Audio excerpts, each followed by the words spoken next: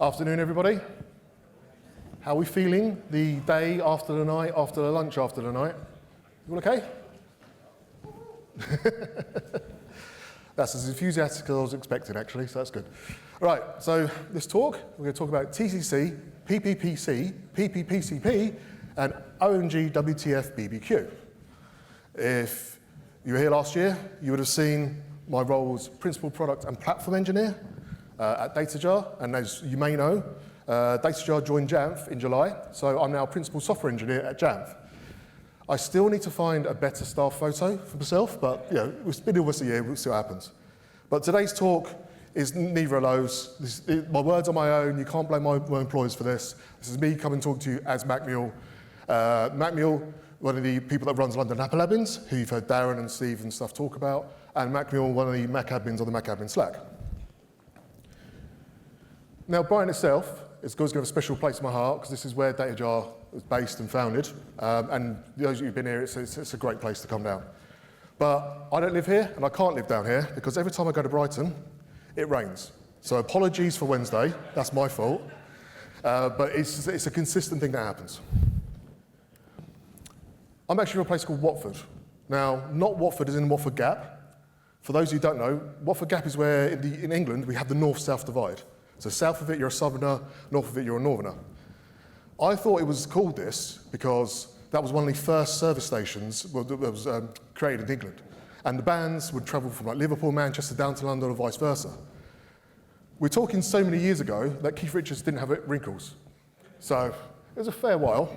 But it turns out, when you look at it, actually Romans and Vikings, there was a reason that was still the divide even back then. And linguistically, apparently, it is as well. But I'm from the other Watford, which is down the bottom there. Now, it might look like it, but it's not London. See here, that's Watford. See that little orange line along the bottom? That's London, at the south of that.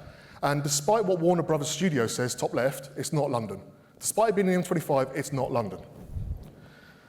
So I was born at Watford Hospital, next door to Watford Football Club, which Elton John was the chairman of and still involved with the club.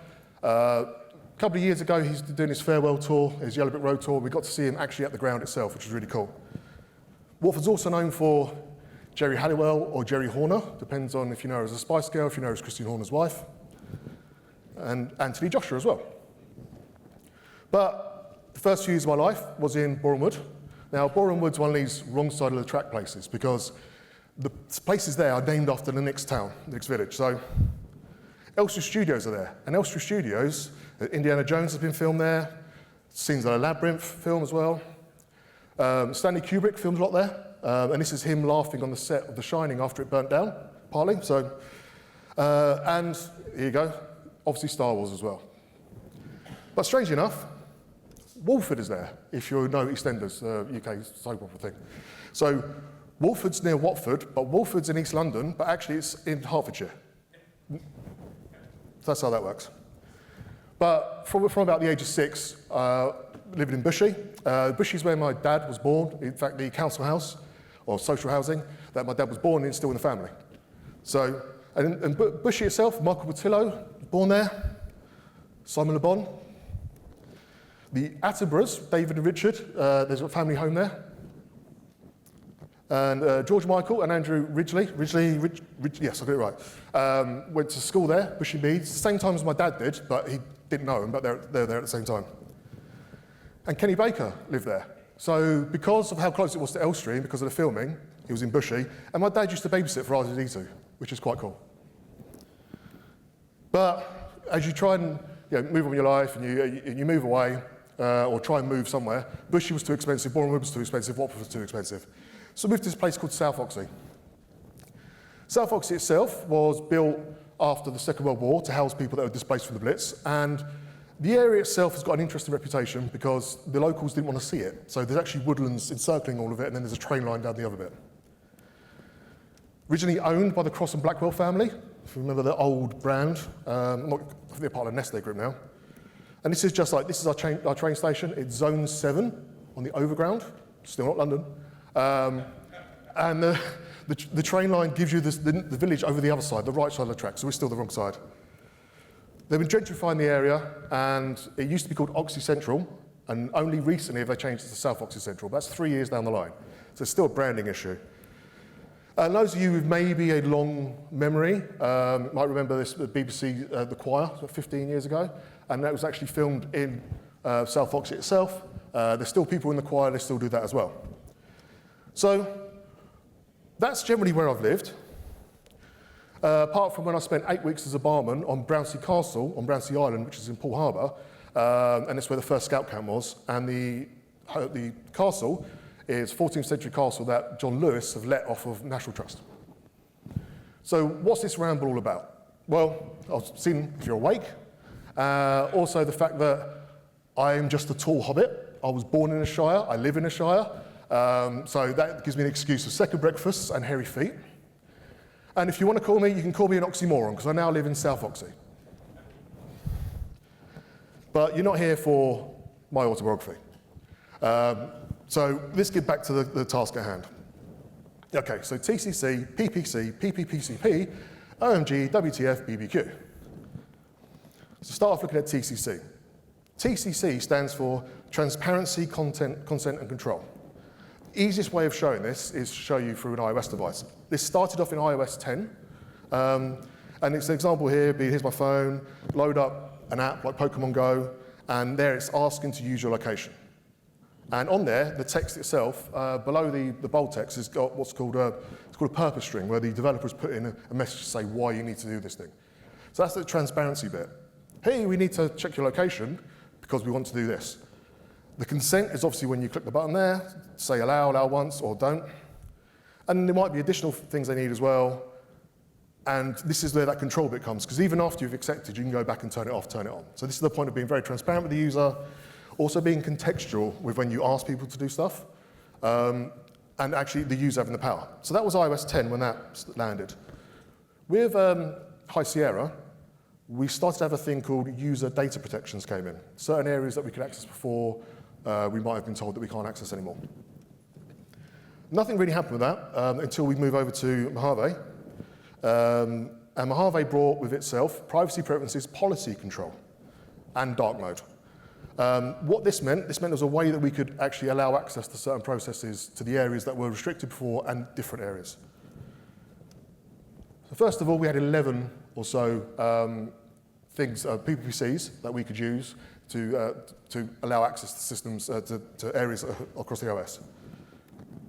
That's now up to 24.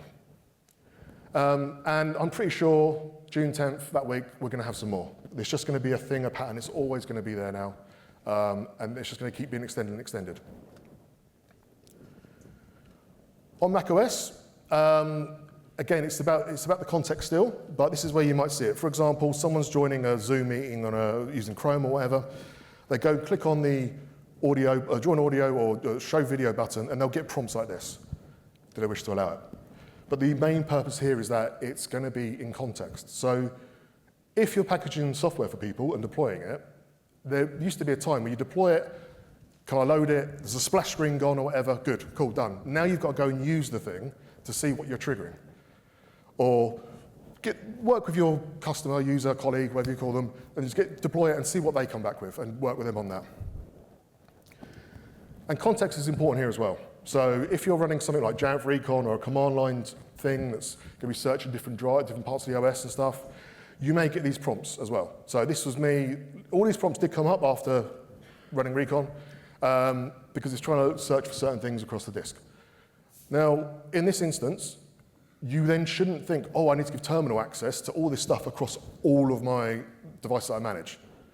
Again, it's context. When this thing's running in the background, when Recon runs, it'll be running in the background under a different binary, under a different context. So if you see these prompts, don't think that that's what you have to do for all of your PPCs, and just have that thought in mind when you're rolling these out. You'll also find certain areas as well, you might start seeing these operation not permitted messages come up. That's been a thing since SIP, really, but if you find that in an OS that you couldn't do a thing, you now see that message versus on an old OS when you could, it's most likely going to be these controls that have come in. So how do we figure it out? Well, it's a bit of a fire hose, some of this, to get the information that you need. But there's a couple of commands that you can use to try and help you narrow it down. So the top command there, if you run that, then you load the app, make the changes, do what you need to, and that will tell you, give you a stream of what's happening. There's lots and lots of content there. The bottom one will give you the logs of when, what happened in the previous hour. So it says last 1H. You can have 1M for minute, 1D for day, and obviously change the number as you need. So, but that can give you one back. So again, if you've worked with a colleague of yours and they said, hey, I saw this prompt and I think it's this, you can go and run that command and get that data. Don't need to be an admin or anything to run this, but it can give you the information. Now this is one log line from those commands. It's a bit chunky, not really digestible. But there's kind of two main sections of this that you really want to look at. So there, that's telling you the RESP is the responsible process. So this is the process that was trying to access a thing. So from here, you've got the bundle ID, you've got the path to it as well, and it could even be an app within an app. That's why you've got the different paths in there as well. But this gives you the idea of what it is that triggered that PPPC. And the bottom there, we've got what it requested. So again, this here is telling you it actually requested Apple events on this. So this is where you start to paint that picture of what happened. This app with this binary or this signing, this signed signature needed access to this thing. So how do we deploy these to our endpoints? Well, there's a privacy preferences policy control profile, or you can have a profile with a privacy preferences policy control payload in it. Why not? One of the fun things with these payloads as well, once you do build them out, know what you need, deploy them, is when you log into system settings, system preferences, etc., they won't show you in the GUI what they've actually applied. So this trips a lot of folks up as well. It is what it is, but don't worry if it's not there. Apple have got a KB about all the different settings and that you can use here, and it's quite nicely listed out. I forgot to mention there'll be a QR code at the end with links to the stuff, so you can grab all that as you need. So on here they're talking about deployment needs to be via an MDM, via like an ADE type enrollment, that type of thing, because essentially you need your Mac device to be supervised in order for this to come down. And the fact that you can have multiple of these profiles. So, you know, some profiles are exclusive, or you can only have one. You can have multiple profiles that are being used with privacy preference control payloads. Don't know why I do this to myself. So again, here's the list of stuff that Apple are talking about in the different areas and the different keys and what they do. They're not created equal. They're not the same. There are differences across them. So it's worth being mindful of that when you're doing this. There are certain ones here that we can only deny. There are certain ones that we can allow a standard user to approve. So there are a few differences. And as an example there, the photos part there, Apple is saying that it will only check for the photos library in the user's standard path. So if a user start moving their photos library outside, then it's not going to be protected by these. And there you go, for screen recording, there's another section about that, because that is that slightly different one as well. When you look at what you need in the profile, you're going to need the bundle ID of the identifier that was requesting the action, and path as well to that, whether you're going to allow or deny, or this documentation I'm going to put feedback in needs a bit of an update, or this other option about allowing non-admins to access it, and the code signing signature as well. So as mentioned, on this bit here, this is where Apple go a bit more into the actual, what you're allowed, what you need to do. So the top says you're allowed, deny it or approve. Authorization, that's the newer stuff that came in macOS 11, and that's where you've got, again, allow this, deny this, or allow standard users to sort these. So that's your screen recording, screen capture side of things. So you allow the user to actually approve that. And again, some others you can deny only. So out of the 24 or so that we've got, these three here are the ones that you can deny only from an MDM and from a payload profile. And at the moment, screen capture, the blue one, the turquoise one, is the only one that you currently that you can allow. You can set it so a non-admin user can approve. So this is putting that privacy back in the user's hands, or the ability for them to not be not if someone's sharing the screen when they don't want it, etc. It's kind of giving that back to them. But working with Apple devices in education or in corporate environments or something like that, you might want these controls. But this gives them some power back, but you can at least assist on that journey. This might seem quite a lot to remember. There is an application. Again, it's not a Jamf talk, but this is a great open source application from one of the consultant engineers at Jamf called PPPC utility. So if this is your first foray into this, you could basically grab an app, drag it into the left-hand side, or press the plus button and get it. It will grab the signature, so you can see where it says Zoom US, it's got the bundle ID below that, and then it's got the code signing signature underneath. And then you have all the different options that you want to put into the profile. And then within here as well, you can click it and it will give you the correct options that you've got available. So where some things say allow, one thing's give you this thing, that thing, you can see here, for example, it's saying to you, right, let standard users approve these or deny them. So if this is your first foray into it, or even if you've been doing it for ages, it's a really helpful utility to help you on there. I presume there's others as well, but this can definitely ease the journey into this. And as well, when you're testing, there's also this here, which is called TCC util. So this is a binary that you can use to reset the settings that are set in your settings panes. Does anybody know, they're not called settings panes anymore, are they? But what's the actual name for them now? No. So say you allowed Terminal to have all the access in that slide earlier, and you manually approved it, and then you deployed your profile, and you want to make sure your profile's working. Using this command, using this binary, so the bottom command there, so you reset all of the approvals, or all the configs, sorry, that have been manually set for Terminal. So you can kind of wipe that state clean, retest your workflow, and make sure you're good on that. And with some of these as well, this is all pretty in-depth, but you would hope now that most vendors that you're working with, if they're using these tools, they're going to give you these profiles as well to do. But I was just trying to hope to give you folks an idea, some tools and some ways of doing things that would give you more understanding on what we're doing on here as well. So the last bit, OMGWTFBBQ. Now, it's always worrying when you post an Urban Dictionary thing on the screen, and this was not the top option to go there, but that number one is essentially why I put it on there. It's just an exaggerated spoof of an excessive use of abbreviations, because, you know, TCC, PPPC, PPPCP, yes, it's a lot, but that was why that was there. So, do a recap. What I've just realised is, I had 35 minutes, it's 17 minutes, so this will be fun.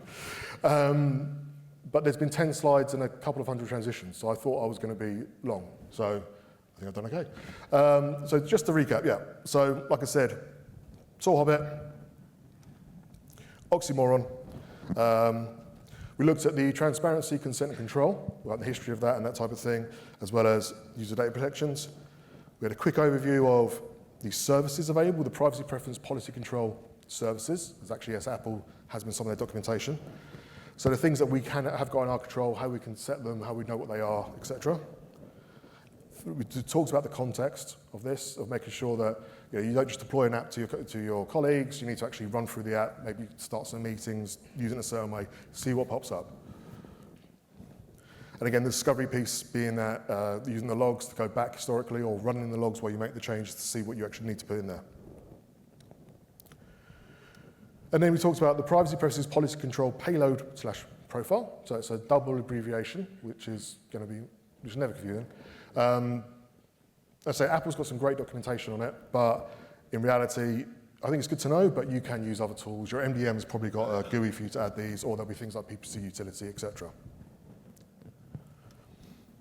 And then not all the PPPCP, so not all the payloads that we have are equal. So camera, microphone, deny only, screen capture, you can allow non-admin users to approve, so you still can't allow it by default. Others you can allow. And, I mean, like I said at the beginning, we're going to have more of these in a month's time or so, and I don't think it's going to get less complex. I think we're going to get more of these options as we go as well. A quick look at TCC util, a very handy little command line utility that you could use just when you're testing these out. Like I say, if you're going to test it locally, build up your profiles, deploy them to a device, but make sure you've cleared out what was set manually beforehand, because you don't want to think that you've done a thing, you've put the PPPCs in place to then deploy it to your fleet and then find that people get these pop-ups. So you want to try and reset that and put that into your testing workflows. Like I said, PPPC utility, great little tool available on GitHub, makes this quite a lot simpler. And I know that you've got the MDMs will have an option for it, but with PPPC utility, it will give you the code signing and all that stuff. So it skips out steps. So it's just worth giving that a go and getting used to that. And sometimes, you know, we've had profiles supplied by vendors that didn't actually work. And then we've used PPPC utility as an example to show them how it should be. And it might be because the signings changed, or it might be because they're asking for the wrong thing, or it might just be badly formed XML. But it's a good tool to help make this easier to go through. Yeah, and then there's the whole OMGWTFBBQ thing, which there's a really dark Sims 2 mod apparently that has it as for a barbecue that does a really dark thing. It's bizarre. So it's on the Urban Dictionary thing, but I didn't want to put that one up. That would have been weird. So here's the big scary QR code that will link to a GitHub repo. It's got the links to 2 sections. The first bit's the intro/rambles/ whatever you call it that I did at the beginning about Bushy and Shire and Hobbits and Star Wars and whatever. And then the bottom half are the links to the actual technical side of the talk. It's mostly Apple resources. There is great stuff out there. And there obviously will be from your vendors and stuff as well. But like I said, I just want to try and hopefully give you folks either ratify something that you found yourselves, or just giving you a bit of knowledge that maybe you didn't have, or just even giving you resources that you can go back to. And know that I don't live in London. Okay, that's actually it. Is that okay? You guys all right?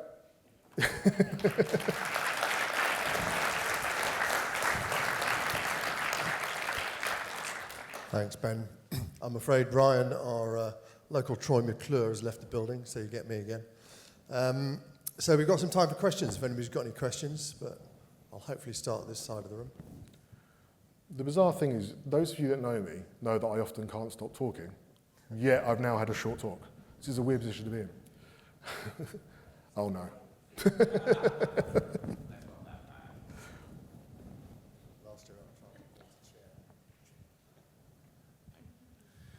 So you were saying that you can't see in the GUI settings that have been applied via a configuration profile because reasons. How would you go about on device seeing what the settings are? Yeah, so you could, the manual way would be going to library, manage preferences, and looking for the com.tcc, com.apple.tcc bundle ID, I think it is. It's in the Apple documentation, the actual bundle ID. So they will all be composited into a plist there. You also can do your system reports, you know, when you go in there under your like a managed profile or MCX section, I think it's still called, and you can go in there and actually see what's in there as well. So you can do one, you could even query via defaults, and the other one, you can actually go and get an export and grab that. But the cool thing is, because they are, well, because you can have multiple of the payload, they shouldn't trip each other up. But again, with Apple and this type of thing, if you have 2 things, one says on, one says off, it's undefined what happens as well. So that would be a good way to figure out, why is this not applying, why is it applying? And actually, there you go, it's in there. So yeah, defaults via the managed preferences folder, the com.apple.tcc something, bundle ID. Again, in the Apple doc, the white page one. Or, yeah, system. Again, they've changed the name of it, haven't they? It used to be called system information. But is it still called that? Yeah. System information, you can go in there and generate a report, can't you, and grab it from there as well, and have a look at the section.